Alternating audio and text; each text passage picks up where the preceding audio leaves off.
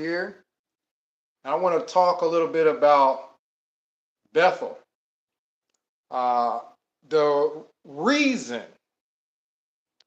Now, with Bethel, we all know that if a person wants to get married, right, they prefer single brothers.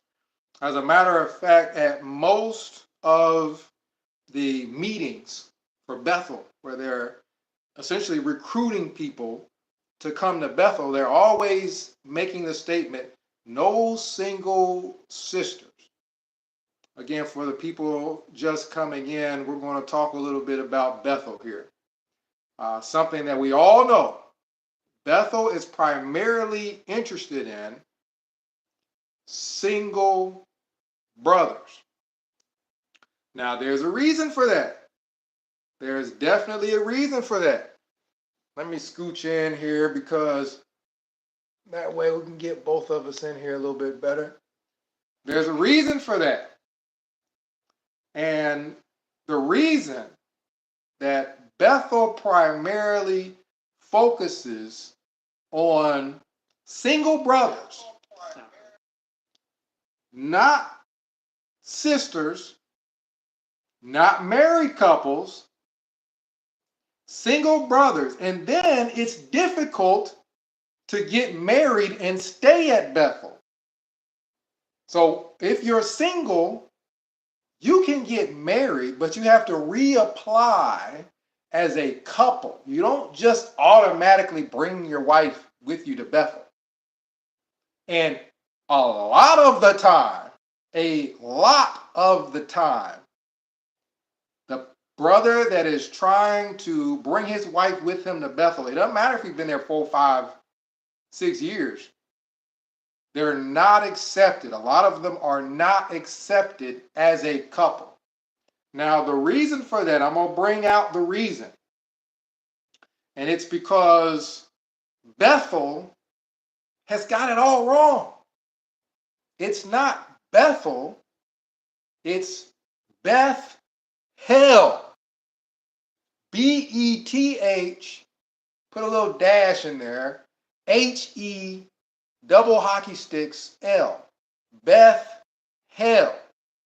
And if Bethel were to recruit couples, like they recruit couples to Gilead, if Bethel were to recruit couples, you have to understand that the higher ups, the governing body, they've been at Bethel. They've been at Bethel for years. They know what Bethel is about. There's a reason why they only want young boys at Bethel, and that is because Bethel would be the capital of the United States of America for divorces. If they were to recruit couples to Bethel, or even, let's say a brother has been at Bethel, he knows his way around Bethel because he's been there for years. I had a friend that worked with me in the food warehouse, and he had been at Bethel for a long time. Like, he's close to 30, and he had been at Bethel since he was like 19, 20. And he applied to bring in his wife, and they didn't accept it. So it's not that, oh, the brother doesn't really know his way around Bethel. It's because the higher ups know Bethel is hell. It's hard enough for single brothers. You let all these people bring their wives in, and their wives, all they know about Bethel is what we print in the articles. We know for a fact that it's false. The governing body knows for a fact what they print in the Watchtower or Awake, or what is on the broadcast, or what is on jw.org. They know it's a lie. Because if Bethel was a spiritual paradise, if Bethel was so great, if Bethel was like being in heaven, just a lovely Bethel assignment. That's what one of my elders, not my elder, one of the elders at the congregation I was at in East Poughkeepsie would always say,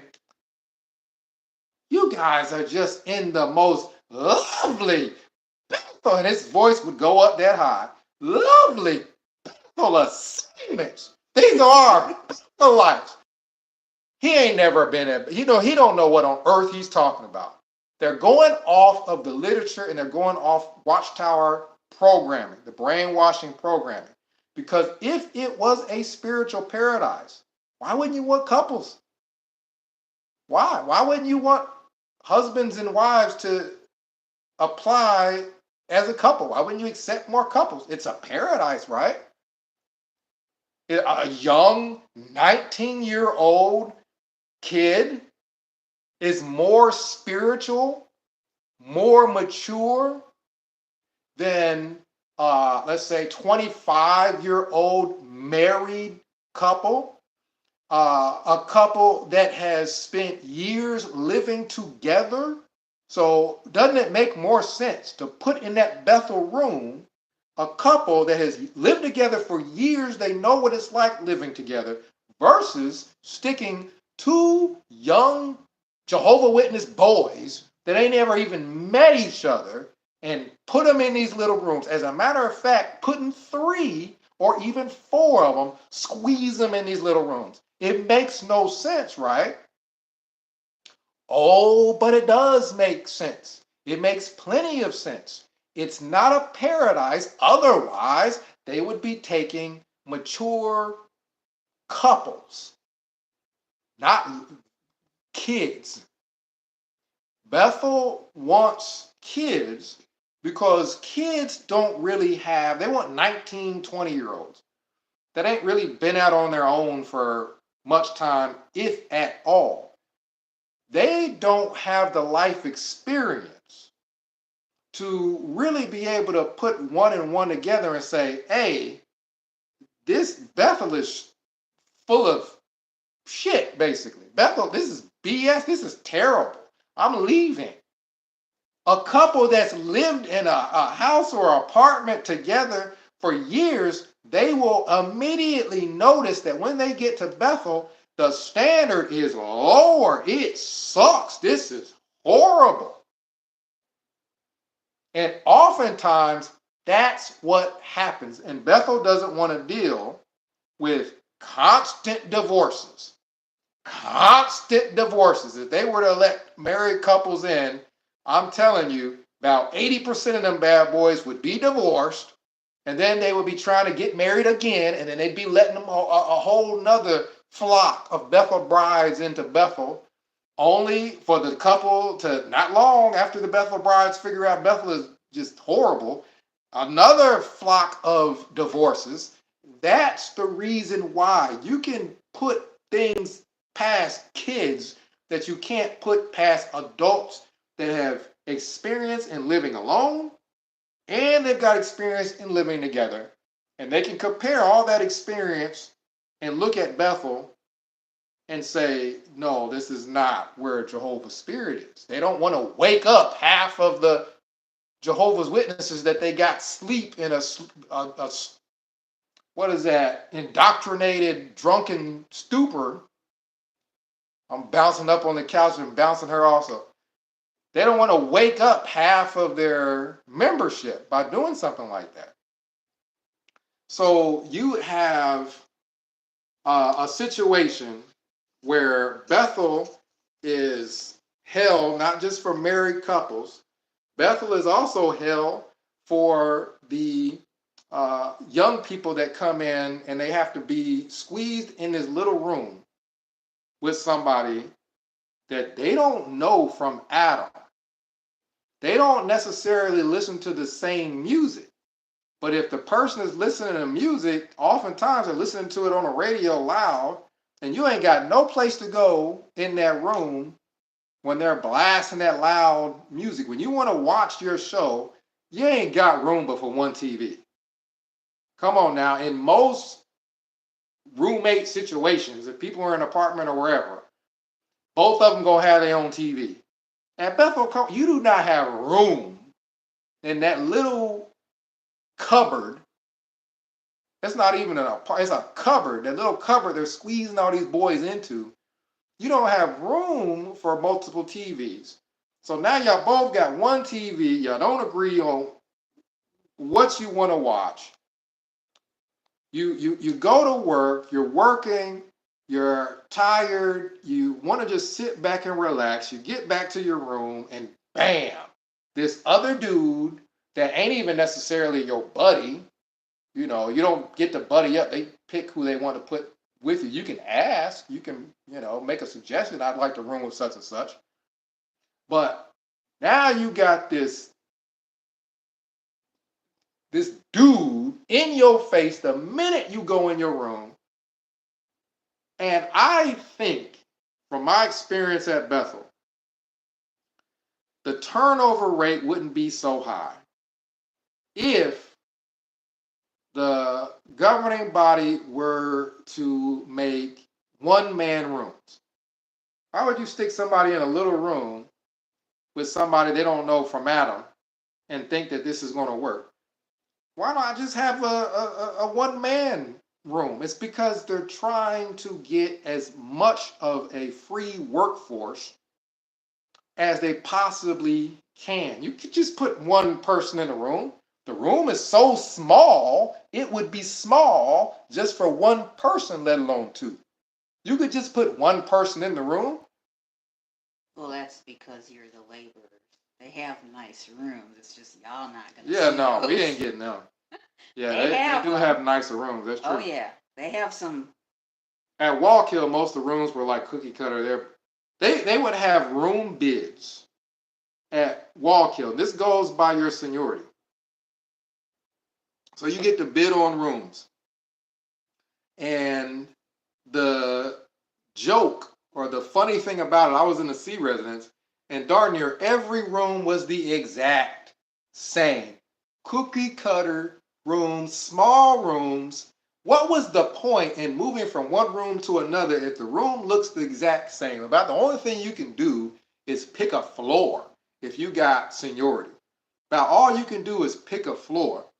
Now, it's, again, horrible at Bethel. Not just for married couples, but for single brothers. Because you have got to think about the information that Bethel themselves have given us about Pillowgate. Now, we all know about Pillowgate. There's no point in getting all deep into it. But basically, they have leaked themselves, not us, Watchtower. If you believe that Bethel is where God is headquartering his spirit, God has let us all know that Bethelites, for the most part, wank off because they're all single. And you're laughing, but it's the case. That's what Pillowgate was about. What's the term for it? So you got all these Bethelites, all these guys together, and they would have meetings. Well, family worship, morning worship. They would have parts on morning worship about this show called Caliente, which was basically just women and scantily clothed women, and they would, to music, just introduce themselves, say a little bit about themselves, and then kind of do a spin, show everything off, then walk off, then they bring in the next girl. So way before Pillowgate, this is back when I was there. I was there early 2000s. Way before Pillowgate, this situation with Jehovah looking down upon all these people wanking off has been an issue way before Pillowgate. Probably as long as Bethel has been there. Jehovah has been irritated by all that wanking off going on at Bethel. He wants them to stop it. Stop that wanking off, because that is where his Holy Spirit is focused primarily on. It is hard enough for him to focus all that Holy Spirit with everybody wanking off everywhere. And it's hard enough for all those Bethelites to wank off when they got another guy in their room with them. Now, I know this because I used to go and visit with family. Quit trying to hide your face. You over here laughing and cracking up and whatnot. I know this because I used to visit with family, and most of the people there were girls, so they would get another guy to kind of hang out with me. So there'd be a guy that would spend the night. When I say guy, I was like a kid. I'm like 9, 10, 11, somewhere around there, right? So when I'm visiting family in another state, they wanted somebody to be able to play with me, basically. So they would invite somebody over, and we play basketball, we play video games, and the such. Let's get to the point. The point is, being in a somewhat small room, our room where we slept in was probably the size of a Bethelite's room where they live in. And there were times I would wake up and the dude's blanket was going up and down. And he wanted to fight. This was about to be a fight because later on in the day, I'm like, dude, you wanking off? And he's going to sit up here and say, no, I wasn't. I'm like, dude, your blanket was going up and down for like a solid 20 minutes. I tried to go back to sleep, but then every time I wake up and crack an eyelid open, the blanket's going up and down some more. And then eventually you get faster and faster, and then it would stop. I'm like, dude. And he's like, I was not jacking off. You know what I mean? He's like trying to defend himself. He was jacking off and he was embarrassed about it because he's doing it and another guy is in the room. Can you imagine that on a wide scale? A much wider scale. You're talking about thousands of single brothers, not just at Wallkill, not just at Patterson. These are two completely different facilities. But also New York. In New York, there were multiple facilities there. Brooklyn, 30 Sands, Bossers, right? There's all these different facilities. Of course, now they've got Warwick, but you've got people in all these facilities, and they're all, wanking off, and then they're irritated after the fact because they're getting busted by their roommate wanking off.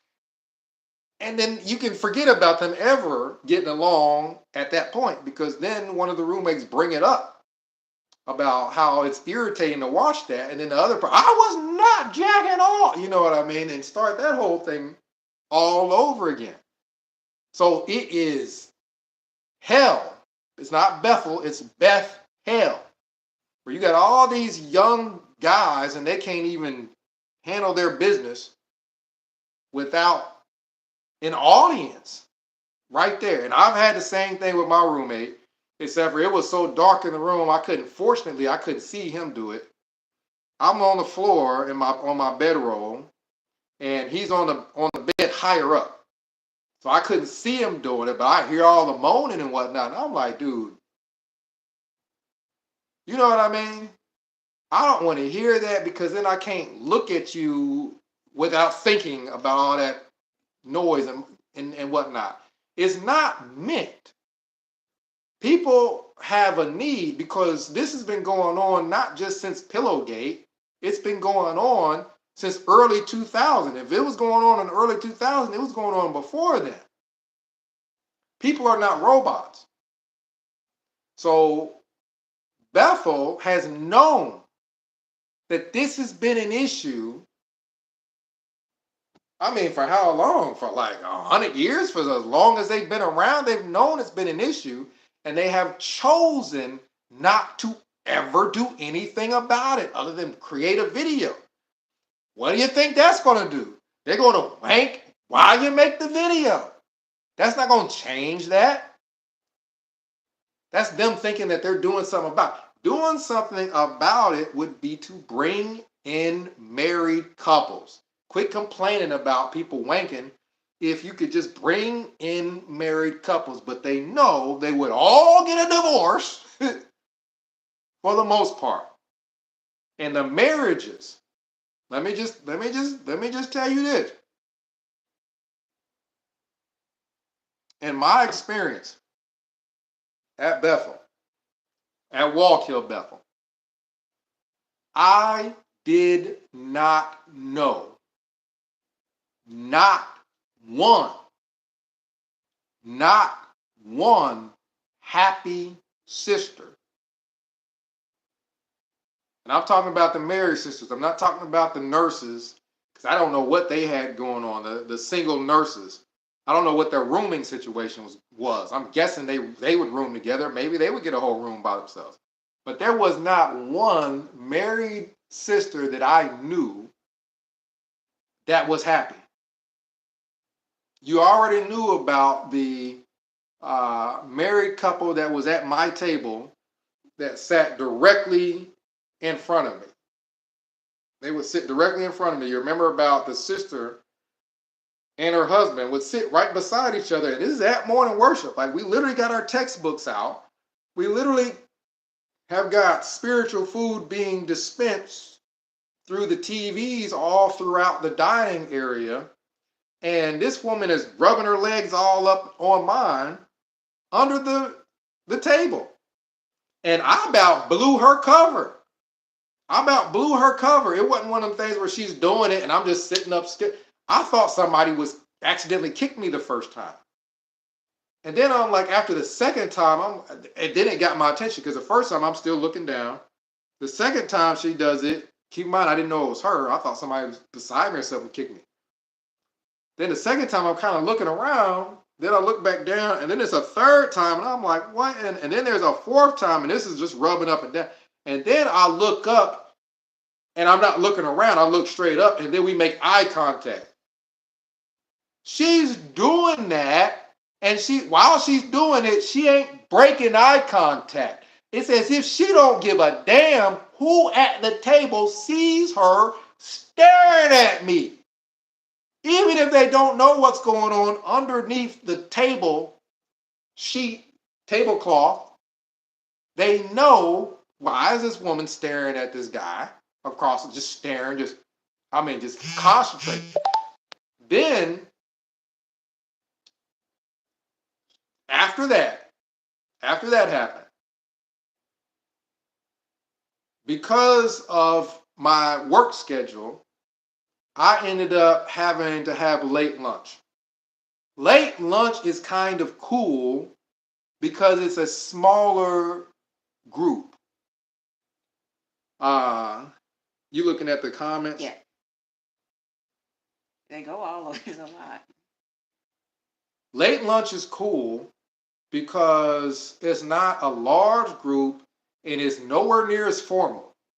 You in a small group and y'all ready to just eat. So it's a small group of people ready to eat. Y'all talking, chilling. Let's just say late lunch is chill. So we like it when we have late lunch. Don't you know, the exact same day that happened, I ended up having late lunch. Usually it's because we were doing the frozen goods. We would have to work in the freezer, and when we're working in the freezer, we work till we get done. And typically that means late lunch. But we liked it because that means you just get the grub. You know what I mean? They ain't got enough food for everybody, but for some reason, when it's a small group, they got enough food for everybody. So I'm going to late lunch and I can't wait. There ain't no Bethel elders there typically. There ain't nobody, to be worried about watching you. Essentially, you can talk about whatever. Don't you know, as I'm walking towards the table for late lunch, she comes walking the opposite way towards the same table. Bethel is a small community to a certain extent. There's a lot of people, but none of them got nothing to do. Ain't nobody got no money. It's a small community. People talk. Somehow, I think she found out that I had late lunch. And it went from rubbing her legs up against mine underneath the table with her husband right there to We get ready to eat at the table, and she sits right next to me. All these chairs. She sits right next to me, like, got her plate, got her food, takes a bite, looks at me like, you know what I mean? I'm like, what the heck? This is not just a married couple. This is a married couple at Bethel. Let's make pretend that didn't happen. This is a married couple at Bethel. And I think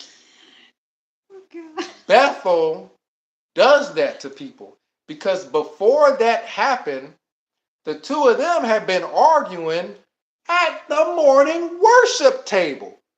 They couldn't even keep it just in the room. That stuff would spill out to the morning worship table. And she's talking about, did he do this and did he do that?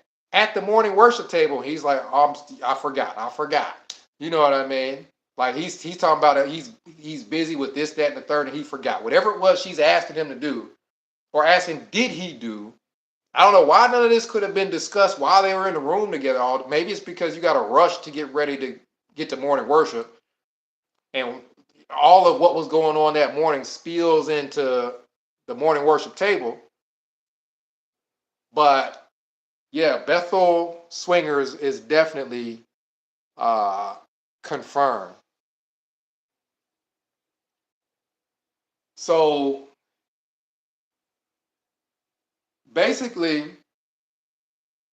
I am a Bethelite that at the time 100% believed in it.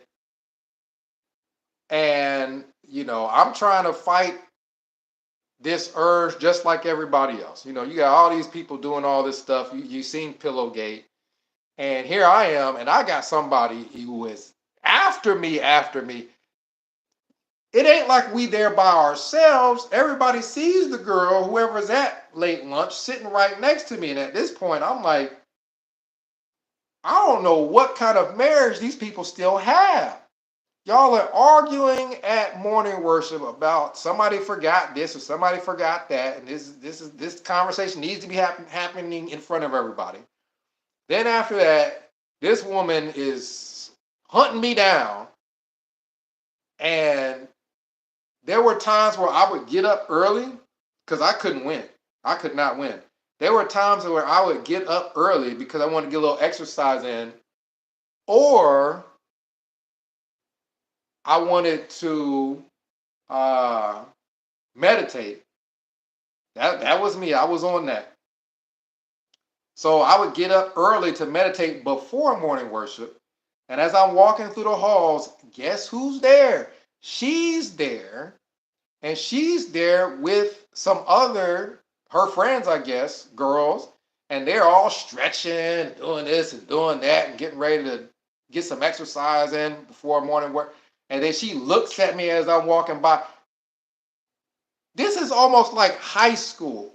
In high school, when there was that girl and that girl liked you, that whole interaction, except for this woman got a whole husband. And it's like, I can't even walk the halls. A whole husband, not a half. Not even a quarter. Not 10% of one, a whole husband. And he's at my morning worship table. Think about the how dumb this marriage is because this ain't somebody at a table all the way down there where they can try to keep it a secret. This ain't somebody even at the table next to ours behind her. The same damn table. I gotta go look at this dude every morning. That marriage was done. Either it was done or he was doing the same thing. I don't know. But it wasn't your traditional marriage. And in other areas of Bethel, not just the morning worship table, but also laundry. We have a laundry department, but oftentimes people like to do their own laundry. There are certain things that I would send down, like my white shirts, because they wouldn't just wash them, but they would press them also. some of my slacks, things like that, ties. It's nice to have them pressed. No, I didn't do nothing with that girl because you talking about a person who was fully indoctrinated, and I was ready to die for that religion at that point. At that point in time, I'm about ready to die for that religion because I'll get into that later. I'll get into that later.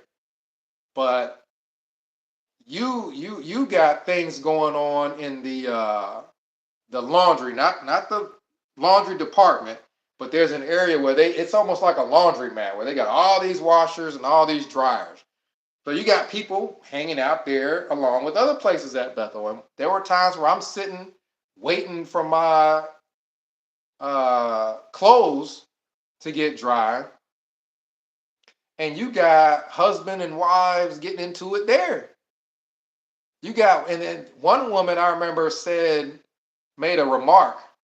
And here's another thing where it's like, man, that there's certain things where you know the marriage either needs counseling or it's done. So I'm in the laundry room. There's other people there in the laundry room. There's sometimes I would chat with people in the laundry room. There was a husband and a wife there, and they're into it about something. As a matter of fact, there was somebody, trying to calm the wife down because eventually it got loud enough to where it got my attention and I'm staring. And she storms off and says, well, one man's junk is another man's treasure. You should have seen the way she said it.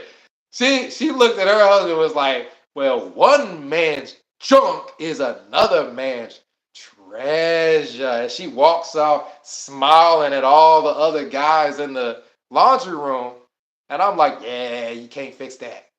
You can't fix that because this is going on right in front of not just her husband, but everybody.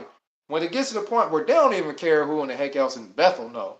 They ain't even trying to get this stuff solved in private. You talking about situations that I've been in regular apartment complexes, and these apartment complexes have laundry rooms. Heck, I've even gone to the big laundry rooms, and I didn't see the number of couple spats, couples arguments that we would have at Bethel. I'm trying to stay on topic. I see there's a lot of questions, but I'm trying to stay on topic. So, and even if you do see an argument every now and again, it ain't as frequent as at Bethel, and it typically ain't as bad as at Bethel because them walls are thin. And there are times where you hear stuff getting thrown around, you hear them arguing. I'm trying to walk down the hallway, and there were times where as I'm walking down the hallway, I kind of slow down, and sometimes you hear what sounds like something getting thrown across the room. I stop and I look, so I'm like, man, is that a person or was that a couch? Like, what the heck is going on in there? There ain't no police in this. So I think that Bethel, there's no way to stop it. You can't make them get along. You can't make them not go off and do whatever with whoever all else. I got a zillion stories of this because when I worked in the infirmary, my schedule was completely different. One thing about Bethel is oftentimes, let's just say with cheating and things like that. That stuff would happen oftentimes around a certain schedule. They know when people are going to morning worship. So they know when the halls will be empty. They know when people are going to be at work. They know when people are going to be off work. This is Bethel. For the most part, a lot of people have the same schedule. But I was in the infirmary, and there was a time when I was working third shift.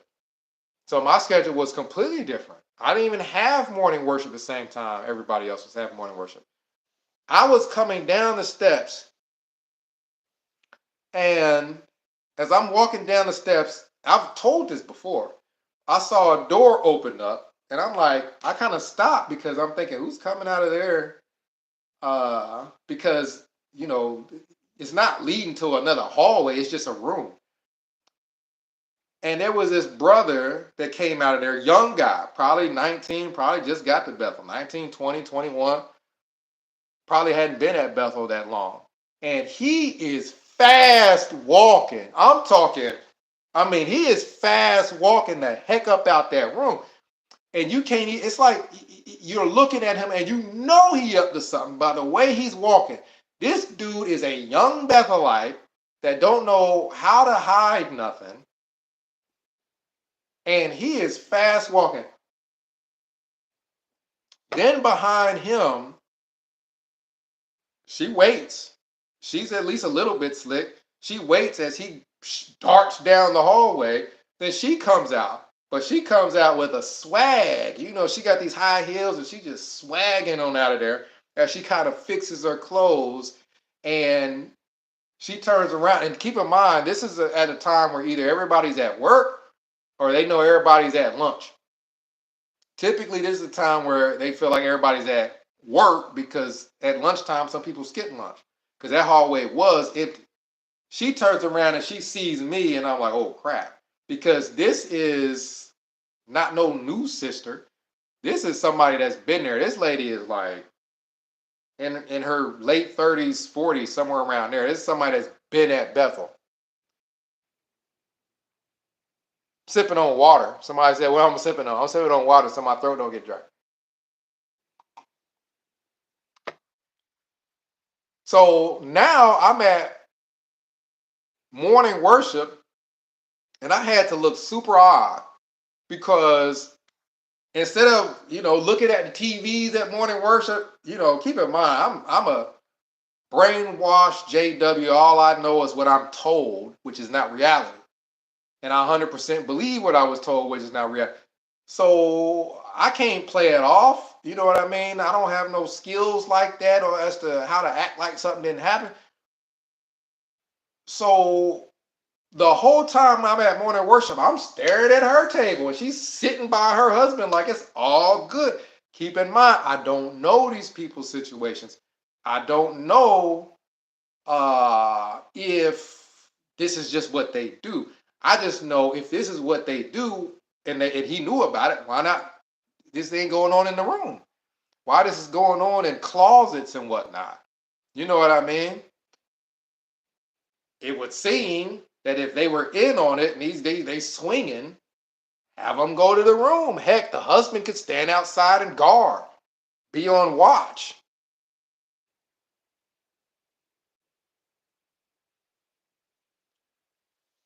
I'll talk about that.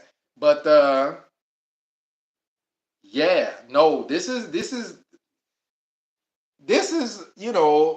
a microcosm of probably some marriages, but this is supposed to be God's chosen people. And you ain't just got people, the single guys wanking off. You got the married people banging it out in closets all over the place. You know what I mean? You got a lot going on at Bethel. And I think it's Bethel doing it to people. I think it's the stress, the conditions, the situation where if, let's say, a couple does get into an argument, there ain't no place to go cool off because y'all in this little room where you can't spend some time in this room and she spend time in another room, or even if you did leave the room, there ain't too many places of solitude you can go. I'm talking about from my perspective at Walk Hill. I don't know how it was in Brooklyn, in New York, or at Patterson. I know at Walk Hill, any little place you could find that looks like it might be a nice place to chill by yourself, there's 10 other people there that done thought the same thing. Heck, I went on the roof of one of the buildings. I figured out on my own that you can get to the roof of one of the buildings. Don't you know it's 15 people up there? All thinking the same thing I'm thinking. Let me go somewhere where I can just relax and have a view. There ain't no place you can go to just chill, gather your thoughts to where you're no longer as upset. And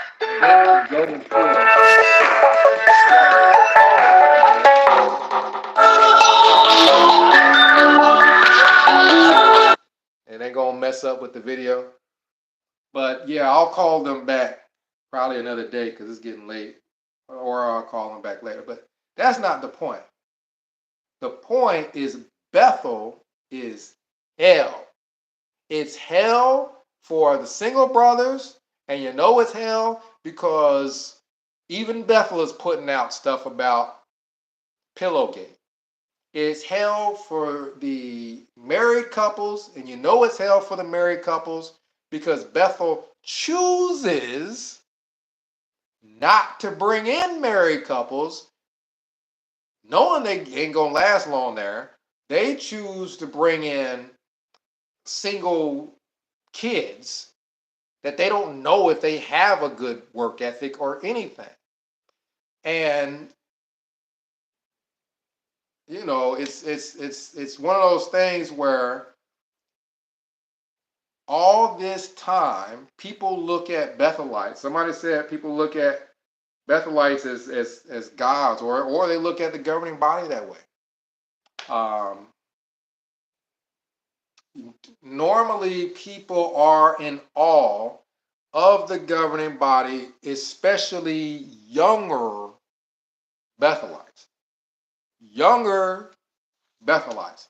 Other people are kissing up to them because of their position, you know, their prominence. They're kissing up to them. Hopefully, they'll hook them up, you know what I mean, with a better job or being able to travel, or they want to be a Bethel speaker where they get to travel all over the place and give talks and stuff like that. So they're wanting to kiss up to them. But the younger Bethelites, I remember Stephen Lett, you know, with his face gyrations and all, came to the food warehouse. I don't know why he came to the food warehouse, but he did. So he came to the food warehouse, and I was somewhat new. So I'm somewhat in awe because I'm like, the dude is right there. Like, as a governing body member, he's right there. And I'm at Wallkill. So I'm not at New York. I don't see these people every day. I'm at Wallkill. I'm at the farm. So Stephen Lett does this thing where he's standing there, he's standing straight up, he's got the whole suit on, and we're all quiet. We don't know what to say. Nobody just walks up to him and says, "Hi, brother Lett." None of that stuff. Me and the other young guys that hadn't been there that long just kind of freeze, and we're staring at him, and I think he picks up on it. And at first, he was just standing straight like this, and then he pats what we're working on. We're in the root cellar. So I think we had like a whole bunch of boxes of romaine lettuce that we're getting ready to send to all the kitchens for the upcoming meals. So we had stacks of romaine lettuce. And what would happen is somebody would get a roll of plastic wrap, take some of the plastic wrap, stick it inside one of the, or not inside, between some of the boxes, push the boxes on it, and then run around all the way until they got wrapped all around the pallet. Yeah, the pallet. So we froze. So what Stephen Lett did, keep in mind, he ain't no facial gyration, none. He's standing there just, you know, being regular. He pats it, you know what I mean, as if he's saying good job, like, you know, keep up the good work. He reaches over like he's just patting it, like, you know what I mean, like, this is Bethel lettuce. He's blessing it. Or yeah, he's blessing it. The room. But as he's doing it, he does a couple of gyrations like that, and it's like, you know what I mean? I think people don't interact with the governing body as much. The governing body, you know, they're not what I would think of, as loving parental type people, because they're trying to get all these young boys to Bethel. So you would think the governing body would be like this parental type warm figure where you all could just come to talk to us. We're there for you. We know Bethel is hard, all that. None of that. At least not at Wallkill. None of that. Don't nobody just run up and approach them like that. Heck, you don't want to just run up and approach a higher up at Bethel, let alone a governing body member, because they mess around and not like you. They might make your life at Bethel, it's already Beth hell, even more of a hell than what it already is.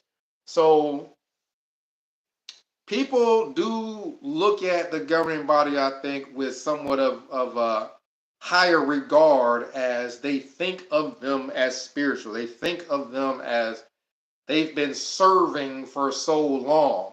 And you got to understand that Jehovah's Witnesses, the way that cult is shaped, is your rank has a lot to do with the number of years you put in. It's almost like a regular job, where a person that's got 15 years of seniority is looked up to versus a person that's got 3 or 4 years of seniority. So I think that plays a huge part with the governing body, because typically you're talking about somebody that's been around 40 years or something like that. So you're thinking they're at the top of the hierarchy of seniority. That's the same way a lot of people at Bethel are viewed. It's seniority, is how long have you been here? If you start talking about 15 years, 20 years, immediately there's a certain level of respect there, even if you don't know much about the person. Because Jehovah's Witnesses aren't, to me, so much a religion or church as it is a company. And it operates like a company with seniority and everything. You don't go to a Baptist church and see people and they're organized by seniority. How long you been going to this church? Well, I've been in this church 15 years. They're not looked up to typically by seniority. But people who are in the cult of Jehovah's Witnesses talk about, I've been in the truth for 20 years, and you immediately look up to them because, they must be a higher up if they've been around that long. They got more seniority than you do. But the situation at Bethel is bad enough to where the turnover rate, there are people that don't make their first couple of months at Bethel. And I don't think that there's anything printed in any magazines or anything to that effect that this information can be dispensed to the people. That Bethelites, there are a lot of turnover. Bethelites leave Bethel sometimes within a month. Now you think that Bethel is this huge privilege. Well, why would somebody leave within a month? It's that bad. That's why. Typically, if you got a job and that job has got high turnover, and I'm talking people don't make a month sometimes, typically that's not the best job in the world. That's Bethel, except for you don't get paid. I mean, it's a horrible job that you don't get paid for. And the concept that you got Jehovah's Holy Spirit there is one of the things that I used to struggle with mentally. I would struggle with because of all the sex going on. There was a brother who I used to look up to. This is before I even went to Bethel. Because before Bethel, I would watch a lot of what we call theocratic videos that came from the organization. And what would happen is I would see people in those videos and it would just burn in my mind certain people I would just like for some reason. Well, there was a guy from, I think, Patterson, and I would also see him not just on the video, but when I got to Bethel, I would see him on morning worship. And this dude, his wife apparently died, some years back. So he's single, and he is walking around flirting like you would not believe. And you're talking seniority. So he's higher up. And the bad thing for women or sisters when it comes to sexual harassment at Bethel is ain't a whole lot you can do when you're talking about somebody that's that much higher up, that's got that much seniority. Who are you gonna go tell? You gonna go tell one of his buddies that they've been buddies at Bethel for 30 years? Who are you gonna go tell? And what are they gonna do about it? You'll go home and tell your husband and have your husband beat him up? Like, what are you gonna do? No, they'll counsel you to say that it's probably your clothing that you need to analyze to see what is making the guy interested in you. Exactly. So that being the case, how rampant do you think sexual harassment is at Bethel? Think about how rampant it is in other companies where a person can actually get fired for it. Think about how rampant it is in some of these companies where a person can go to HR, and if a person has a witness, oh man, it's a wrap. You mean to tell me this happened and there was somebody else there? Oh, it's a wrap. Bethel, this dude would flirt in the hallway. There'd be 4 people there. He will say something to a sister, walk past her, looking just as he's walking, his eyes are where his eyes are, and he gonna stop and make a comment, and he just gonna trot off like it's all good. Multiple sisters would hear that stuff because I would see not just the sister he talked to kind of spin around in complete shock. Every sister in the area spin around in complete shock. What you gonna do about it? So this guy is the guy that I was telling you guys about, who at lunch, keep in mind this guy was from Patterson, so he'd be at Walk Hill sometimes. At lunch, he would be at the table with all these young girls. I don't know how they arranged that, but it'd be all these young girls, and it's like these girls probably like 18, 19, if that. Some of them look 16. And he's just sitting there, and he's literally at a table full of young girls, and what are you going to do about it? So how rampant is it going to be when there's literally no repercussion? Ain't nothing nobody can do. So this dude is open about it. And this is one of the guys that I used to look up to.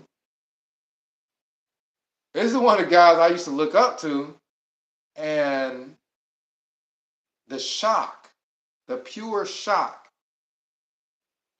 of seeing that just blew me away. All the Bethel heroes, you could say, all the people I would see in these theocratic videos who you think would have to be spiritual, otherwise why would Jehovah put them in a video? These people were flirtatious, sexually harassing people. You got people sleeping together in closets. You got all kind of immorality going on. You got, and this is frequent. This ain't even nothing that's new. You have at Bethel, and I remember I talked about this also. There was a guy and his wife. Well, you knew they were into it because this guy was walking about as far ahead of his wife as he possibly could, with his head up like he's just trying to ignore, and she's walking well behind him like she's peeved off about something. Imagine the explosive argument that's about to take place as soon as they get back to the room. Like, It's hell. It's hell. It's hell for married couples. But I was going to answer a question or make a point, rather. One of the reasons why I was so dedicated, per se, to at Bethel is essentially I kind of brought myself up in the religion. What I mean by that is oftentimes people would have parents that are kind of directing their kids in regards to, like, very, very involved with their kids. I didn't grow up like that. My biological father, my actual father, wasn't a Jehovah's Witness at all. My mom was, but she was definitely not super pushy about me getting baptized or me becoming a ministerial servant. Matter of fact, I don't think it had ever the words had ever come out of her mouth about me being a ministerial servant or anything like that. She wasn't pushy about those sorts of things. And my stepdad was my stepdad. He was more into, you know, the congregation. You know how it is in Jehovah's Witness families. Everybody else is more important than your actual family circle. You got your family circle, and then you got the congregation. It's way more important to look good in front of the congregation. It's way more important to get some food and bring it to some sister's house way off in yonder somewhere, and then get back and you ain't really doing much of anything with the kids or anything, right? It's more, it's everybody else is important, or at least that's how it was in my family. I can't speak for everybody. Primarily with my stepdad. My stepdad was an elder, so it was more of a outward show where, oh my goodness, he's all over this person's house, shepherding call. He's over this other person's house. He's got somebody else over our house talking to him. He's off with this study. He's off with that study. And it's like, my goodness, you know what I mean? What about, I don't think he ever asked me about school. I know for a fact he never, to my recollection, sat down with me with some homework or anything. I mean, I remember being at the hall as a young kid. This is easy work. I'm talking about doing what is that thing where you have a number that's higher than the other number, so you make that symbol. Division. Comparison. Yeah, less than or greater than. Less than, greater than. So I'm, as a kid, trying to figure out this work. I brought the work to the hall. My assignment paper to the hall. Guess who helps me with my homework while my stepdad is busy being in front of everybody else? Some random stranger. Like, I don't even know if they went to our congregation, but they sat down with me. Maybe they felt bad for this kid sitting there staring at this paper, and I don't know what on earth I'm doing. So what this guy said, which I remember to this day, I mean, he could have been a child molester trying to groom me or something like that, or maybe he just felt bad for me. I don't know. But I remember to this day, he said, pretend that you got this number here and you got a number there. And this represents a number of sausages, and you have this alligator's mouth. Well, which direction do you think the alligator's mouth would go? Well, I said to the higher number of sausages. He said, yes, that's right. Keep that up throughout all these, and then bam, I had it down packed just with that. That's all it took. Well, why isn't it my stepdad couldn't have told me that? Right? I'm sitting at the hall struggling with my homework. You know we had been together at the house before I got to the hall. How come I didn't have my homework done before I got to the hall? Aren't you supposed to preside in a fine manner over your family first before you preside over the congregation? How come your kids at the hall and they ain't got no homework done and they don't even know how to do the homework? That's how I grew up. That is how I grew up. So my stepdad really wasn't even involved with a whole lot. I mean, other than just paying bills and stuff like that. And with me, I was always the study. You know what I mean? I'm an easy study. I'm a stat for him. You know what I mean? To this day, we don't talk at all. If we talk, it's because I call because I'm trying to be, kind or something like that, and call him and how you feeling and stuff like that because he's getting older. But that don't happen that often. But to this day, we don't talk that much because we never have. He wasn't presiding over his household in a fine manner. He wasn't helping with no homework, none of that stuff. So for the most part, keep in mind, they ended up getting a divorce. My mom and my stepdad ended up getting a divorce. So he ain't in the picture at all. And my mom wasn't pushy. So how do I get to the point where I go to Bethel? It's all me for the most part. I pick up a Bible and essentially create my own version of the Jehovah's Witnesses in my own mind, in the sense that as I'm reading my Bible, I'm assuming that what Jesus says applies to the Jehovah's Witnesses. There wasn't nobody telling me that I have to shun people. I'm teaching myself the religion as I'm growing up, right? There's nobody telling me I have to shun people. Serenity asked me, how is it possible you didn't know about the shunning? Because I'm a kid teaching myself. And the tool that I'm using to teach myself really don't have a whole lot to do with the religion. So I'm a kid essentially learning Christianity by reading the Bible. And I'm assuming that all these principles apply to Jehovah's Witnesses. So when I would go to the hall and you got all these disfellowship, people sitting behind the glass in the back room that's behind the glass, oftentimes I would go back there and sit back there because I felt like that's what Jesus would do. That ain't what a Jehovah's Witness would do. Jehovah's Witnesses turn their back on those people. Jehovah's Witnesses don't speak to those people, even if it's their own child, even if it's their own mother or father. But what I was learning was based off as a kid, just picking up the Bible because I thought that's what I was supposed to do, reading about Jesus and what have you.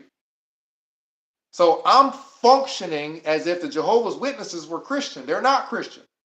So believe it or not, the way I explain how I brought myself up essentially in that religion is I'm learning Christianity, I'm practicing Christianity, and I thought that's what Jehovah's Witnesses were. There wasn't nobody to tell me otherwise. I was an introvert. I didn't know what was going on in other people's families for the most part.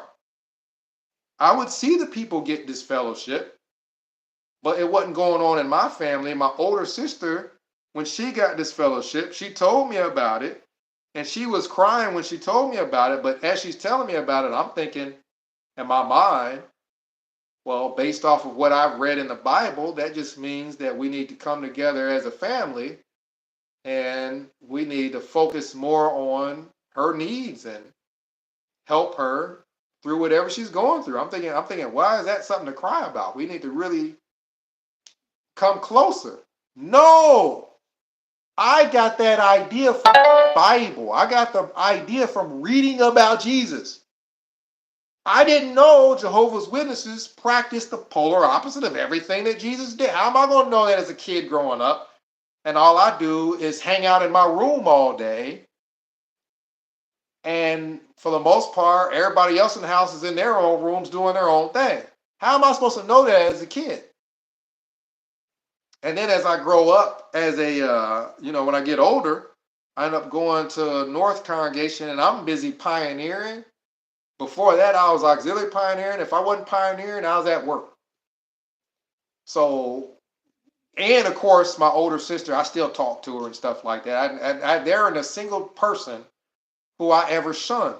There was a sister that got this fellowship, and I was so, sad about that because we used to go skating together and all kinds of stuff. It was big. In Ohio, where I was, in Dayton, Ohio, where I was, skating was big. So we were pretty close knit. She gets this fellowship, and she stops going to the hall. I stopped seeing her at the hall. So you got to realize that had I seen her at the hall, I would have spoke to her at the hall. I wouldn't have shunned her because I didn't know that's what I was supposed to do. Who told me I was supposed to just do not ever speak to this woman again? Who told me that? Nobody. My mom's not going to say that. My stepdad and her got a divorce, so he ain't even at that same, he ain't in the picture. Who's going to tell me that? So I saw her at a gas station, and I go up to her, and I have this real concerned look. Because keep in mind, I am in that organization, so I know what disfellowshipping is, but I just got my own mental version of it from what I read in the Bible. I just felt like she just really needed help. So I go up to her, and I'm kind of, concerned, and I'm like, how have you been? How are you doing? And I mean it. How have you been? How are you doing? I haven't seen you in a while. I'm a little worried. And she's taken aback because I just walked up and just started talking to her. Probably her whole family don't even talk to her. How am I supposed to know that? I'm an introverted Jehovah's Witness that reads his Bible and stuff and just assumes that what is right is what we're supposed to do. So I talked to her for a little while, and then afterwards I was like, okay, I've got to go, but you take care of yourself. And I reach out for a hug. I extend my arms for a hug. And then she looks at me and she's shocked again, taking it back. She's like, oh, you want a little love? And I was like, yeah, give me a hug. And so she comes in, I give her a big hug, and you know what I mean? I'm just worried about her. So for me, all I knew about this fellowshipping is I saw a guy get up on stage and announce such and such as this fellowship. I don't know what's going on with regards to that person and their family. How am I supposed to know that? I don't even, you know what I mean? I don't know what's going on with their family. All I know is what I read from the Bible, and right and wrong in my mind was to keep talking to them, keep encouraging them, but you just don't want to, hang out and be buddy and not focus on whatever it is they need to focus on. So that's why the organization was so attractive to me, because I thought it was Christian. I thought what I read in the Bible was Watchtower. Not from my experiences with Watchtower, but from my experience of just reading the Bible and being raised in that cult. One of the mind washing conditions that worked on me was to scare me away from other churches and tell me all the other churches were ran by the devil. So logically, use logic.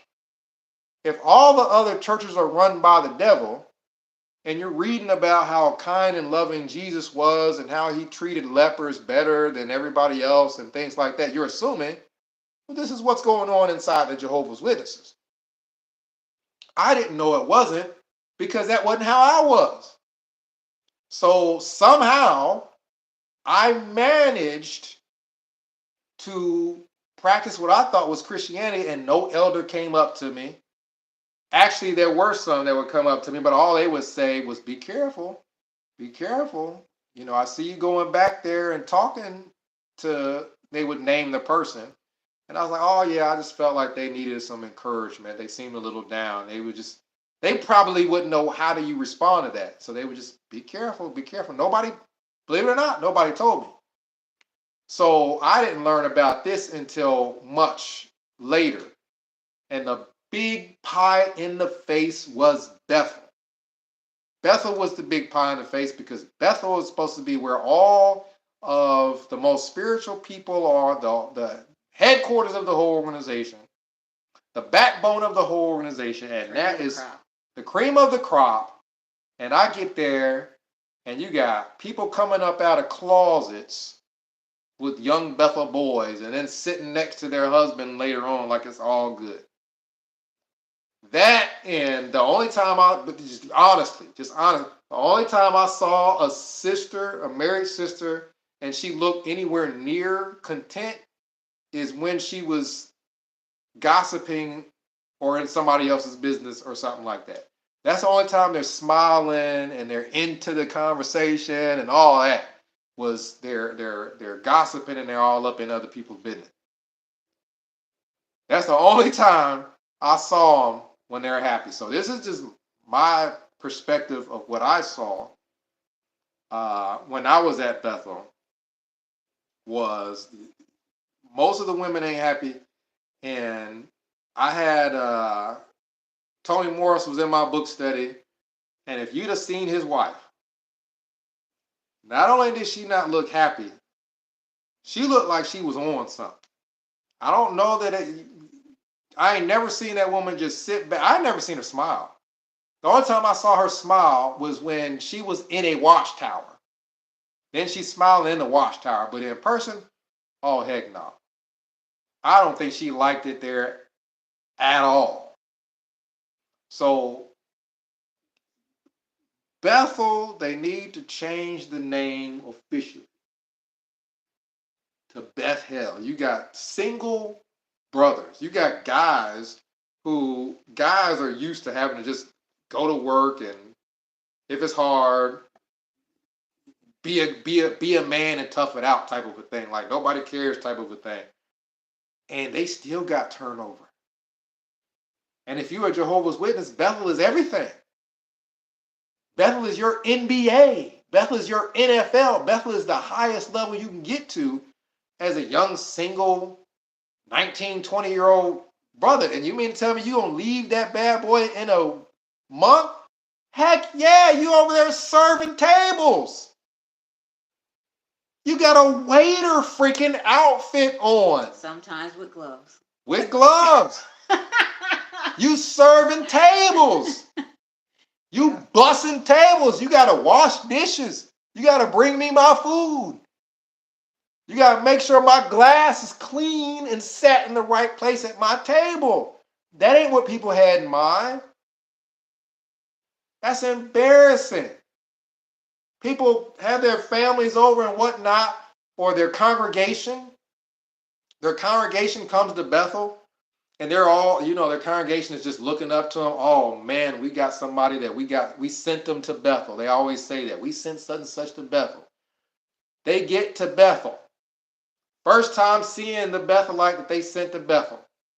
And their first view of them while they're eating is them in a full waiter outfit running food to their table.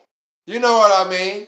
Hand it to the table head, and then they go run back to the kitchen or wherever the heck else it is that they supposed to be in that, waiter outfit. And no, people are not signing up for that. I don't know a single person who wanted to be a waiter. There was a guy that used to lie and sit around there talking about, I love being a waiter. And he couldn't even hardly get it out of his mouth.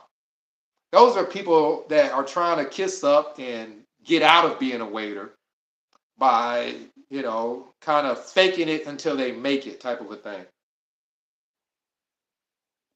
And then you do have some waiters that get sisters, but to be perfectly honest, I don't think they all tell the sisters what they do. I think that you got sisters and they meet a brother at an assembly, a district assembly, or something to that effect, and the brother just tells them that he's a Bethelite, and the sister's just, wow. And then he starts talking to her, and she probably starts asking him what he does at Bethel. Come on now, you think he tells her he's a waiter? I'm a waiter. I wait tables and I bring them fried chicken. And I run back and I go get the bowl of carrot. And I bring the carrot to the... No. He probably tells her, oh, I work in an office, you know what I mean? And, I work on a computer, and stuff like that. Because there was a waiter that liked one of my cousins. Tall guy, probably cool, I don't know. But the minute I get to Bethel, I don't even have an assignment yet. Actually, I do. My roommate knew what my assignment was somehow. Because he's in the know with other higher ups. He knew what it was, but he didn't tell me. Believe it or not, he's like, I know what it is. I think he thought that I was going to ask him what it was, but I really believe in this stuff. So I'm like, Jehovah doesn't want me to know yet. You know what I mean? Jesus is going to pick a job for me specifically. What do these waiters think when they go to morning worship and they're literally telling us, Jesus is picking a job specifically for you? Jesus wanted me to be a waiter? That's what they're thinking. Jesus Christ wanted me to put on a freaking apron and cook breakfast. That's crazy. So one of the waiters, tall guy, he immediately walks up to me. He starts a conversation. The conversation is short before it gets to my cousin. So he's talking to me. So, how's your cousin? And yeah, tell her and this, and give her my number and this, that, and the other. And I'm like, good grief, you know what I mean? They jumping all over me as soon as I get in here because you got all these single guys, and it's not easy when you're around just a bunch of other single guys, and whoever's in your congregation is whoever's in your congregation. If you ain't got a bunch of sisters or single in your congregation, as a Bethelite, I mean, you almost got to wait till you go on vacation or something. Bernie's over there asleep. Bernie's the dog. He's over there asleep, knocked out. He was over here. I didn't even know he went over there. But yeah, she knows about Bethel because she's been. But I went to Patterson and got lost because I wasn't a worker at Bethel or nothing. I was there always for as a guest for events or whatever, which I talked about in my videos. It's not what you think. It's based on ranking. I mean, they have parties, events, concerts. They own vacation properties that you can rent out for the weekend or the week. Yeah. Like I said, the cabin's one of them. Yeah. The cabins is one of them. I used to sign up for them so that my mom could stay in there. The cabins is one of them. So it is definitely not, what people think. And I think that to this day, Bethel is, the turnover rate has got to be super high. They got all these people there, and for what? You know what I mean? They're wasting their youth, working for free. They finally find somebody they want to be with. They apply as a couple, and they done worked all them years, put in all that work, waking up in a 4-man room where you're sleeping on the floor. You ain't got, you don't have room for 4 beds in them small rooms. You're sleeping on the floor. And you're talking about immaturity. You got people in there at 19, 20. Ain't never been out their parents' house. So you got all that in this little room, and this is immaturity. And you got fights breaking out. I told y'all about the guy who got into it with one of his roommates and started throwing his roommate's stuff out the room. Dude's dresser was in the hallway. Dude's stuff was in the hallway. This was in the E residence. Like, this is what goes on at Bethel. And this is between single guys. Imagine the married couples. But what I was saying before about Patterson is I got Serenity is distracting me. I got lost because I had a dental appointment at Patterson. I'd never been there before. other than on tours. I'm literally walking in there and I'm free roaming. I'm a Bethelite. I just go. I'm there when most people are at work, so the halls are vacant. And I had time before my appointment, so I'm kind of walking. I'm lost, but I'm still enjoying seeing some of Patterson. And as I'm walking, oftentimes you have the sisters are the housekeepers slash maids, what have you. I walked up to this sister. She didn't know I was coming. I'm sure normally where she works, she's probably pretty, you know, isolated because everybody else is working in offices or wherever they work and she's cleaning stuff in the hallway. I walk up to her to tell her that I'm lost. She looked so sad, so depressed, standing there with her little rag and her spray bottle, dusting and cleaning up everything. She's probably noticing all the same stuff I'm noticing. And she's got a job that's not the most fulfilling job in the world. So it ain't just the women that was at, or the married sisters that was at Wallkill. It was my experience at Patterson also. Bethel is bad. Bethel is bad. Bethel is pure hell.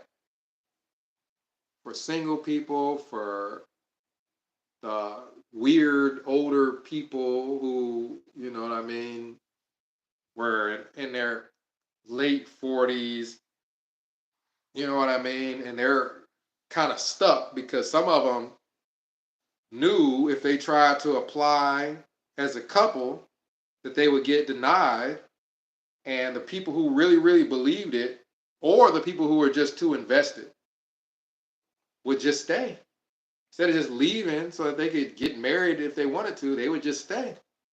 And they would just stay and they'd be there for years and years and years and they end up weird as all get out. And it's crazy, but it's the truth. That's the truth about Bethel.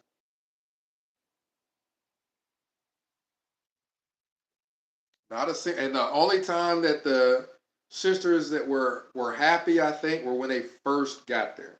They first get there, they don't know what's going on. Because I've seen it time and time again. They're awestruck when they first get to Bethel. I don't even think a month goes by and you see them walking and their heads down and they're depressed and everything else because they realize they've been duped. They realize they have been duped. Yeah, the missionaries are Gilead. Gilead, when I was there, was at Patterson. And the only time I would really see the missionary couples would be at my hall. And it's hard to tell how they were at the hall because Bethelites put on a show at the hall versus at Bethel. At Bethel, this is where everybody lives. So at Bethel, people are how they are. But at the hall, people are smiling, all this stuff. So with Gilead students, I don't know if the Gilead students are all sleeping with each other and all this other stuff. I don't know. You know, if a sister snatches up a young Bethelite and she's a Gilead, I don't know if he does that at Patterson or not. Because the only time I saw the Gilead students were literally at my hall at East Poughkeepsie. We had people from Patterson and people from Wallkill because of where it was located. So that answers that question. What's a contradiction that you found? Everything. Somebody asked what's the Bible. They're like doing a whole religious argument back and forth. Oh, I thought it was asking me. No, they're talking about Trinity and Jehovah being the Father and whatnot and all this other stuff. And I'm like, don't argue when you don't 100% know. That's all I have to say. And then the whole thing just about love each other. Peace, unity. The whole thing about, people leave and then they want to know where other people's paths have taken them. And I can understand that because, growing up, it's a big deal. It's a big deal for us, but we have to understand that in reality. Can I say hi to John real quick, please? Let me just finish this because I'll forget. Hi, John. Okay.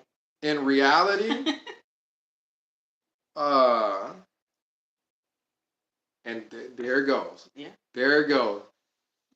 Thanks a lot, John. John, hi. Mr. John C. Mitchell Jr. Yes, that's my friend. So, what was I saying? What was the beginning of it even?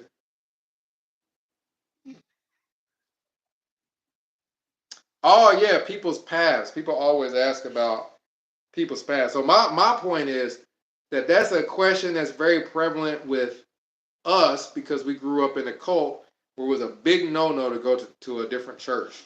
A big no-no. Like your whole family will stop talking to you if you go to a different church. Going to a different church is walking into the house of the devil and whatnot for us. But for the essentially normal society, a person going to a Baptist church is not as big of a deal. So asking everybody where their path led them isn't as prevalent, you know what I mean? In reality, it's not as big of a deal. There's some people that are Catholic, there's some people that are Baptist, there's some people Pentecostal. Some people make it a big deal where they have to talk about their religion all the time, but in reality, it don't have to come up in conversation all the time. If they feel that God is drawing them to a certain place, they don't got to chew my ear out about it.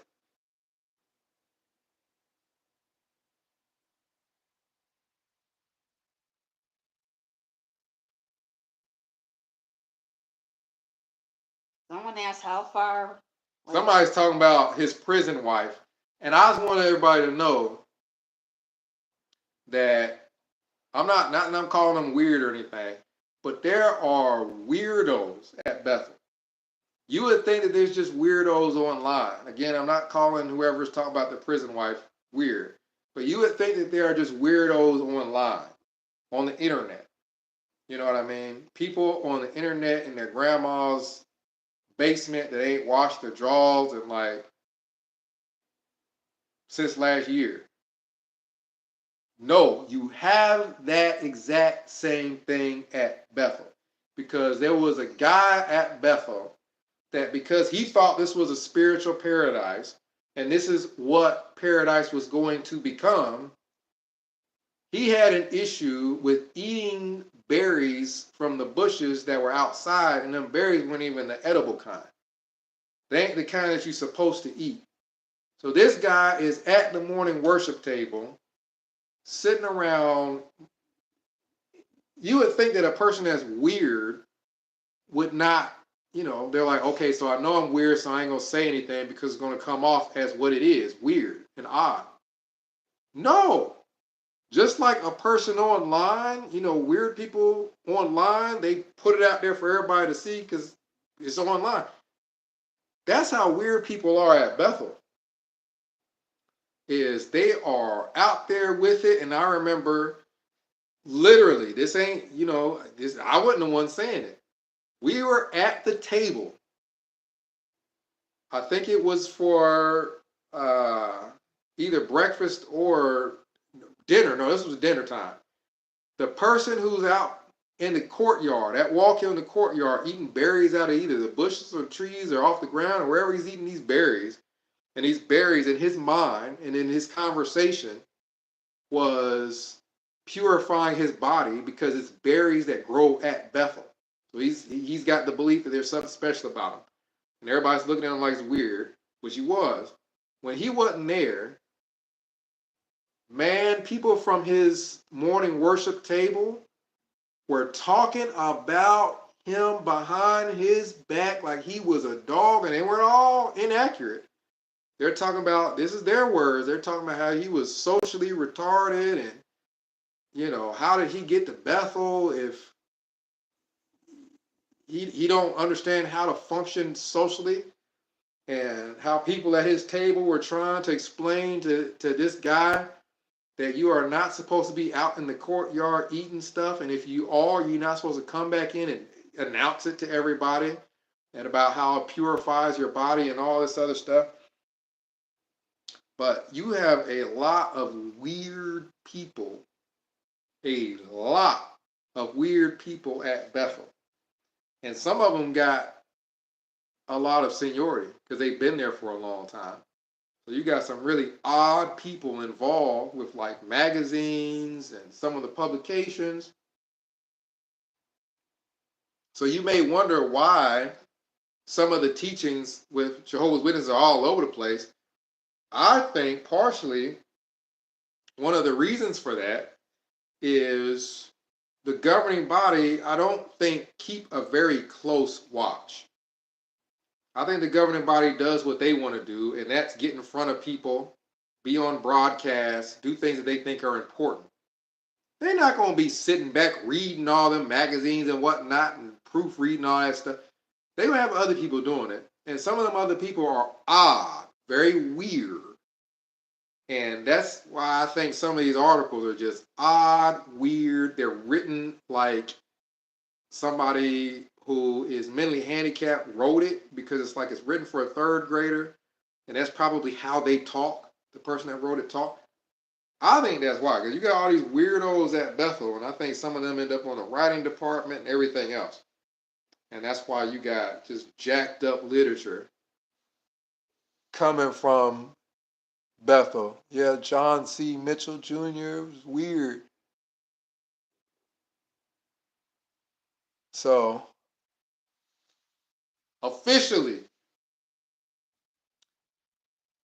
Bethel needs to change the name from Bethel to Beth Hell, because it was horrible, a horrible experience. I was darn near depressed over there at Bethel. I wanted another roommate. Couldn't stand me and my roommate. We didn't argue. We probably had a couple of arguments, but we just weren't the same at all. Didn't like none of the same stuff that I know of. And yeah, I mean, it was boring. Wasn't a whole lot to do. People weren't as friendly as what you would think. You have some friends, but then you got other people who think they're just too high up and stuck up because they got so many years in the organization and whatnot. It's not a Christian group. It's a business, a company. Somebody said the first brother had his tea drugged by his roommates, fell asleep, and woke up later. Yeah, because it was from this comment. On 2 occasions, brothers were raped by their roommates at the South Africa Bethel. First in '99, and then in early. No, I don't doubt it. I don't doubt it at all. I don't doubt it. Do not doubt it at all. I mean, you end up in a room with a rapist. Somebody over here talking about prison. Bethel is basically like a prison. You mess around and get in a room with a rapist, and they're going to be trying to figure out ways to do what it is that they're trying to do.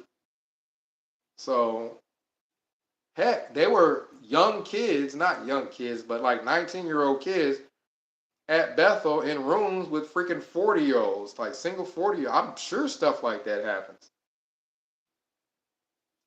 But you guys comment down below. I'll try to go through and respond to some of the things in the chat. And Mason, aka 47. Happy birthday. Oh, somebody's birthday? Happy birthday. Yes, yeah. Indeed. Get you a big old birthday cake. And don't give none of it to none of your JW family. Save it all for yourself and for your friends. And some ice cream.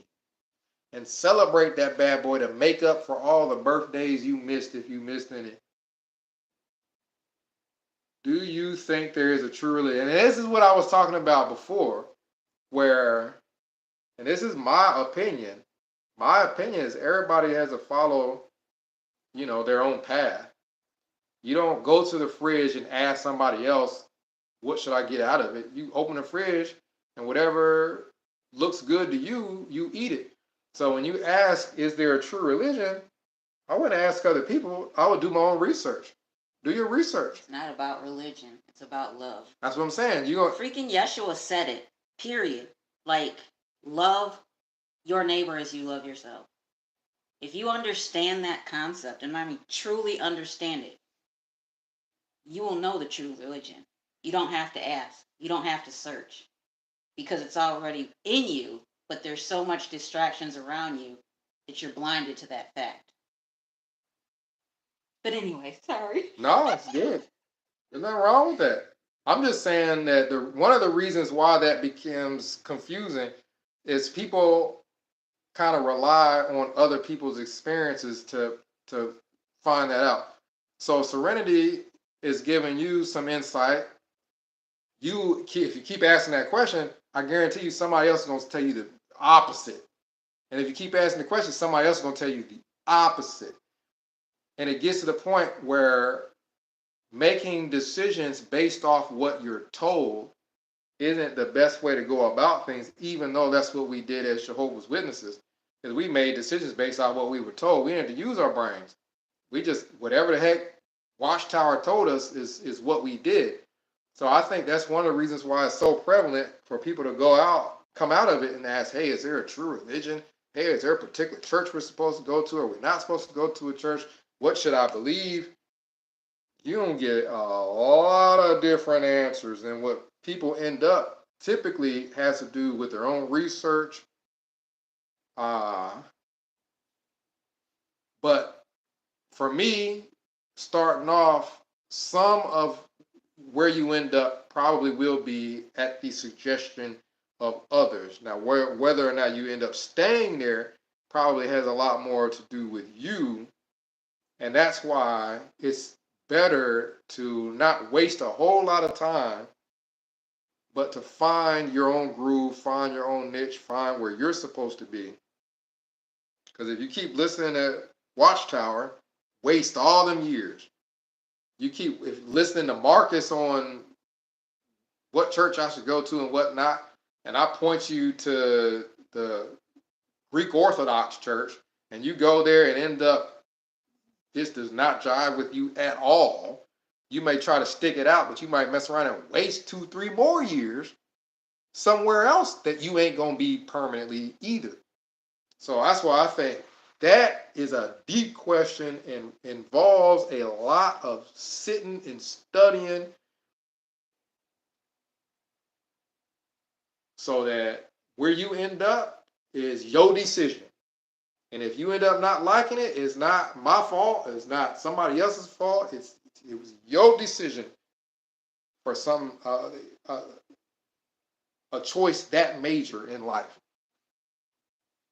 Somebody said they were raised Catholic and been following XJWs for 10 years. Oh yeah, the whole thing about the Australian Royal Commission, but also what we were talking about earlier about Watchtower's charitable status being revoked. Yeah, in Norway. I was saying that I'm not on top of everything going on with that, but if Watchtower was literally in court trying to prove to a judge that they are a charitable organization and trying to prove to them that they do charities or something to that effect, they're probably in court lying. I don't know because I haven't seen it, but they don't do charitable work. They don't. They consider their preaching charitable work. They only help their own, and that is in like disaster situations. Yeah.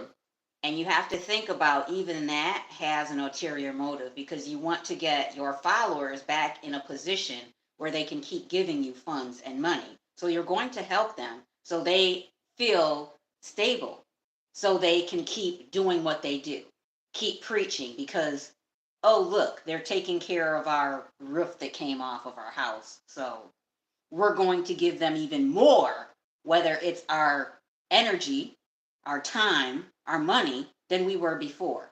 It is not because of love. That's for sure. If you look at any other religion out there, and I'm not for any religion, but you have these religions that have their own hospitals. They have food pantries. They don't sit there and say, show me what religion you are, show me your card, for you to actually be helped by those facilities or those food banks. Those are true charitable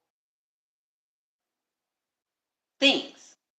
But it's funny because even witnesses will go to these places for help, to those hospitals, and then cover up the crosses. But they're getting care there. They're getting food there. It's crazy. You better poke my eye out. And even nursing homes and things like Watchtower has built those nursing homes, assisted living facilities. But it is for their own members who have been missionaries and circuit overseers, and they're old in age with no kids, no one to care for them. So of course they had to build places for them to go. Because you have to realize that these ones don't have any savings, they don't have retirement. They didn't even put into Social Security all their life. So they have to do this, and they do it, obviously, the higher ranking and the more status you have, the nicer facility you get to stay at when you're older as a retired missionary. Not that you ever retire, I shouldn't even say that, because even when you're older, they have these ones fly to different places to give discourses and talks and all that, but they are anything but a charitable organization. So I agree that it should be stripped. They need to do it in the US. If I have to pay taxes on anything, including property that I sell and have a profit on, Watchtower most definitely needs to do it because of all the damage they cause. And they don't help other people, truly. They do not help the community. They don't. You can see within the system, true love is lacking. You cannot, by the snap of a finger, cut someone off or say, you know what, we're willing to let you die instead of taking this medical treatment that will save your life. It's all a front. It's all a front. It's just to look good to the public. But when you really know, you know. That's all I have to say. Yeah. Yeah, I think this is just my personal opinion. I'm not stating it as fact or anything like that, but I personally think one of the reasons why you got so many cults popping up in America, you know, you got Jehovah's Witnesses, you got Mormons, you got whatever Del Mundo. No, that started in another country. Mexico. You got La Luz del Mundo. Yeah, you got so many cults in America. I think that in America, because she's saying that the same thing should happen in America where they lose their charitable status and whatnot. I think that's true. They should not have funding and shelter tax-wise. Right. But I think the reason why that doesn't happen is America is super lax with religion. Mm-hmm. Anybody could be anybody. I think the reason why America in particular is super lax with religion is a lot of American culture was contained inside religion. For example, slavery and racism. Not just slavery, but racism also. A lot of that was pushed with religion. So to be able to push that, you know, black people have the curse of Cain or something like that, and then all those scriptures about being obedient, slaves be obedient to your masters and all that stuff, to be able to push that on people and to use that as control to push all kind of racism and hate and all those sorts of things, you kind of need to have religion not that supervised. To be able to have the black people sitting in the back of the church and the white people sitting in the front. So I think a lot of the just complete, when they say religious freedom, as in we just gonna let whatever go in the church, and we ain't having nothing to do with it to where you can't blame us. I think to a certain extent, some of that had to do with extreme beliefs in regards to slavery, racism, all kinds of things like that, where they kind of wanted that sort of thing pushed, or the the fact that some religious beliefs placate people or make it to where they're not going to rise up or ever do anything because they think just singing Jesus, he gonna fix it after a while. Jesus gonna fix it after. Just sit and sing a song. Don't ever do anything. Keep letting us hit you in the head with whips and string you up and make you work for free and pick all the cotton and just sing Jesus gonna fix it after a while. That worked perfectly. You know what I mean? So this is why I think in America, that sort of thing was just the government said, let religion run wild because we can benefit from this. And now you got cults like crazy. Watchtower is gotta let Bernie use the bathroom. Watchtower is being taken to task in other countries, but in America they just let it go. I think that's why you have so many issues with police brutality in America, is because back in the day, the law enforcement was used to push racism. And if black people wanted to go eat at a restaurant and they didn't want them there, you call the cops, and the cops enforce the racism and beat people up and do all kinds of stuff like that, where you kind of need to allow them to be able to do that. Give them the free leeway to be able to do that and institute that stuff into rules so where these people can't get in trouble when they're off beating somebody up in the alley because they're black. You know what I mean? So I think that kind of carried on till today, to where you probably hear more about police brutality in America than you do in a lot of places, because some of that freedom to be able to pull somebody over and darn near do anything to them, I think comes from the root of where these things originated. Religion in America and all that sort of thing originated. What it was involved with originally, I think, is why it's still kind of like a tree by its fruits, why it's still rotten today. So that's my view on why you got Jehovah's Witnesses running rampant and all kind of cults, and anybody could start any church anywhere, and all this stuff going on.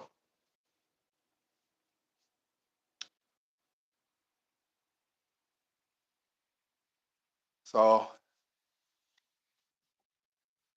I'm getting ready to hop off here. I guess, news announcement. You guys may notice I'm a little bit thinner than I was in my older videos. In my older videos, I was like a full, huge, overweight, cupcake eating. You know what I mean? Just blubber chub. But now I done lost a lot of weight, been working out. Serenity's been helping with, the nutrition and different things like that, nutritional guidance and different things like that. We go out, we jog together, different things like, so that's why now, compared to years back, like the further you go back on my videos, years back, the fatter I was. The further back, the fatter. The further, the fatter. And now you get to today, and I'm slimmer. This shirt is a small shirt. Now, if I would have worn this shirt years ago, I don't think I'd have been able to get but one arm in this bad boy. So I'm like my weight was like at either 159 or 160. I remember being at 190. I think Serena was saying I was like darn near 200 or something. Because that's just how big I was. So that's how much weight I've lost within what, like a year? Mm-mm. Shorter? Yeah. Shorter period of time. That's like, if I was 200 and now I'm at like 159, 160. Boy, that's like darn near 40 pounds. You know what I mean? Because I have a slim frame, so I ain't got no place to put all that, stack all that blubber. So that stuff was in the chin, double neck. I was looking like a governing body member. Matter of fact, if I stayed at Bethel, I probably could have been a governing body member because I'd have looked just like him.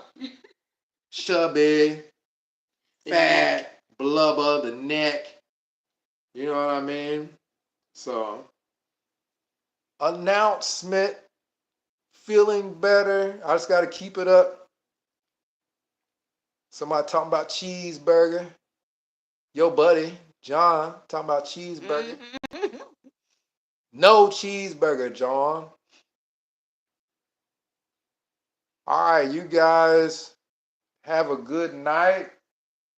I'm getting ready to sign out. You guys have been enjoying the discussion. I'll have to go and look through it later. But, you know, uh, take it one day at a time. Jehovah's Witnesses are toxic, and Jehovah's Witness family members are specifically toxic. So there's some people that are extremely lucky and they didn't have any family in that cult. They didn't lose anybody. But then there's other people who, you know, their family shuns them. They feel lonely. Then they try to get back in their family's good graces. But when they're doing that, they're around people who are toxic. You're going back around Jehovah's Witness family who are toxic. They upset you, then you get depressed, and people really go through it. So take it one day at a time, and don't let your Jehovah's Witness relatives and family get you down. Don't let anyone else ever determine your value or your worth, period. Don't Yeah, forget that. That's yeah, why it is important for you to love yourself. Because this world's set up to make you feel insecure and not love yourself. yeah. Because with Jehovah's Witnesses, keep in mind, they feel like everybody else is more important than their own family. You know what I mean? Like if you got some men in New York that you ain't never met, or some guy in a room that's going to tell you you can't talk to your own son or daughter, you're not going to back your own family at all. You're just going to say, okay, well, I ain't going to never talk to them no more. You know what I mean? It's with Jehovah's Witnesses, for them to be able to do that already in their minds, these elders, other people in the hall looking good in front of other people are more important than their own family. So you have to, you know, look at it as it is what it is. It is what it is. They didn't really love you that much anyway. In my opinion, for them to value the opinion of some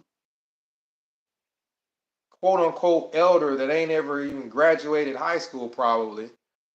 He ain't been to no seminary. He can't pronounce half the Bible books. And he gonna get up on the stage and announce you as disfellowship, and now everybody's supposed to just listen to him. For them to take the side of complete strangers in New York, half these people haven't met, against their own family, they didn't love you that much anyway. Or they definitely didn't, they love Watchtower more. So you got to keep that in mind, where you can't force people to love you. And it's better for you to find people who do truly appreciate you or truly love you, and then keep trying to fight to win and pour all your time and energy and trying to make the Jehovah Witness cult family members you when they never will. So, getting ready to sign off. Yeah, I'm tired. Serenity Because tired. I get up at like 2. She get up super early. 4, 5 a.m. You done announced every time in the morning. 2, yeah, 3, and you 4, know it's 5. true because I get up. So, Yeah. X-Wall Kill Bethelite signing out. Serenity loves everybody. And how do I sign out of this thing here? We start pushing buttons. You guys have a good night.